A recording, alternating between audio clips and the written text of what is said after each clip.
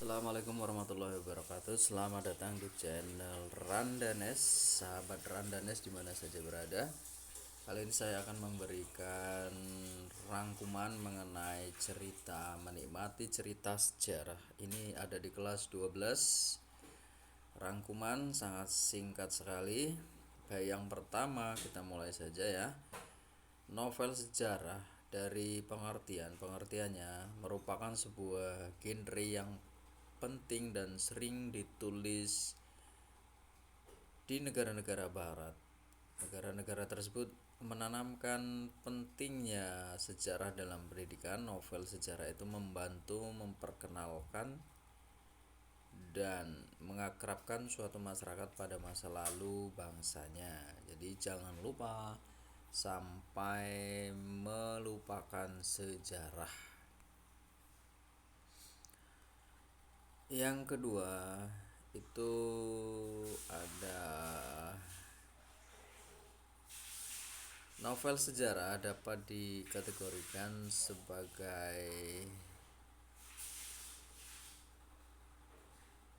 novel ulang atau rekon supaya tidak terjadi kesalahpahaman atau frasa novel ulang.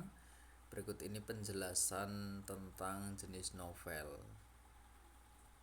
Ada rekon pribadi adalah novel yang memuat kejadian dan penulisannya itu terlibat langsung, berarti membuatnya ya dalam pembuatan. Kemudian rekon faktual informasional adalah novel yang memuat kejadian faktual seperti eksperimen ilmiah, laporan polisi dan lain-lain.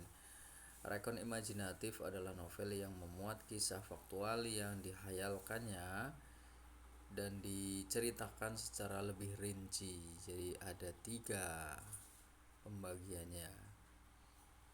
Kemudian mengidentifikasi struktur teks cerita sejarah pada dasarnya sama seperti novel yang lainnya atau cerpen ya.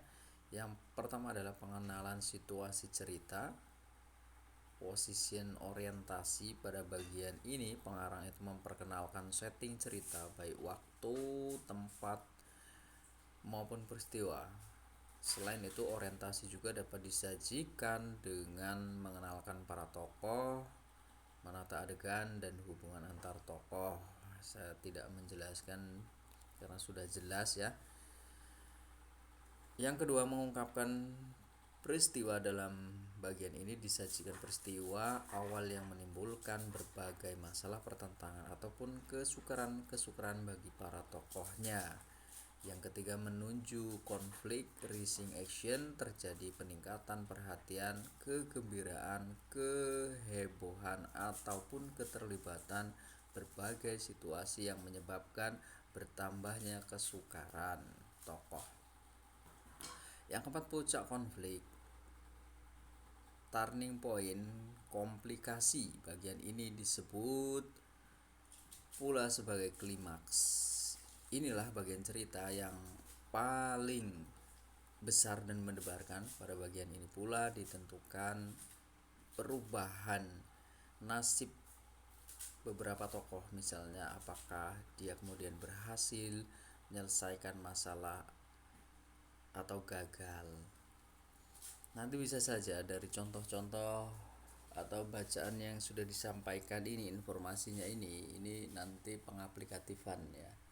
Jadi ada sebuah bacaan nanti ini termasuk bagian mana gitu. Penyelesaian, evaluasi, resolusi sebagai akhir cerita. Pada bagian ini berisikan penjelasan ataupun penilaian tentang sikap ataupun nasib-nasib yang dialami tokohnya setelah memahami peristiwa puncak tadi. Koda bagian ini berupa komentar terhadap keseluruhan isi cerita yang fungsinya sebagai penutup. Komentar yang dimaksud bisa disampaikan langsung oleh pengarang atau dengan mewakilinya pada seorang tokoh. Kemudian ada nilai-nilai moral, ada nilai agama, nilai-nilai dalam cerita yang berkaitan dengan bersumber pada nilai agama. Kemudian ada nilai sosial, nilai yang berkaitan dengan tata pergaulan antar individu dalam masyarakat. Nilai estetis yaitu nilai yang berkaitan dengan keindahan berkaitan dengan struktur pembangun cerita, fakta cerita ataupun teknik penajian cerita. Misalkan sebuah soalnya adalah ada bacaannya, kemudian yang terkandung dalam nilai tersebut adalah nilai estetis, nilai sosial, nilai agama, ataupun nilai yang lainnya. Boleh ditambahkan bila ada. Baik, demikian yang bisa saya sampaikan tentang rangkuman menikmati cerita setelah kelas 12. Semoga membawa manfaat. Saya akhiri, wassalamualaikum warahmatullahi wabarakatuh.